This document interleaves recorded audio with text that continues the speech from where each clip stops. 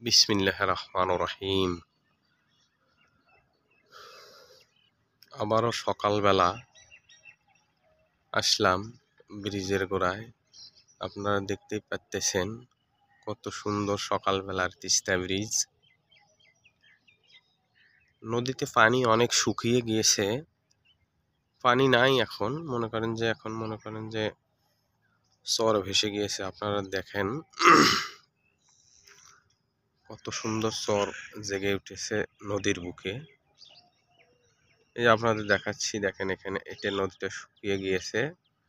এটা মাঝখানে কোনো পানি নেই, পানি শুধু সাইডে একটু, আর অনেক শুকিয়ে গিয়েছে দেখেন আপনারা। আর দূরে দুইটা জেলের নাও, তারা মাছ ধরতেছে।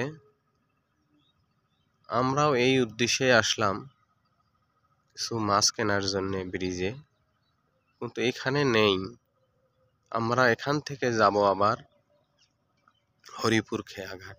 হরিপুর খেয়াঘাট একটু পিছনে, এখান থেকে প্রায় আধা কিলো হবে, সেখানে যাব। আর এই ব্রিজের মাথাটা আপনাদের দেখাচ্ছি, দেখেন একবারে ব্রিজের মাথা। এটা হচ্ছে ওই সাইডেও শুকনা, পানি নেই, মাঝখানেও পানি নেই, এই জায়গার মধ্যে পানি আছে কাছে। দেখেন শুকিয়ে গিয়েছে নদী।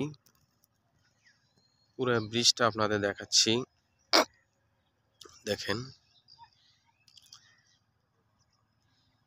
আরো ব্রিজের কাজ যখন পুরা শেষ হবে, যে লাইটিং হবে, তখন আরো সুন্দর দেখা যাবে।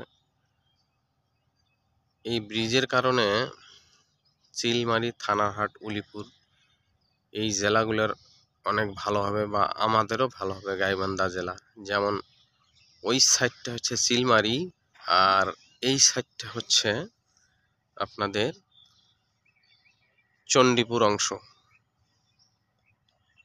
সবাইকে আবারও সালাম জানিয়ে শেষ করছি।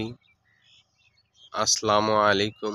সবাই ভালো থাকবেন, সুস্থ থাকবেন, সুন্দর থাকবেন, এই কামনা করছি। ধন্যবাদ।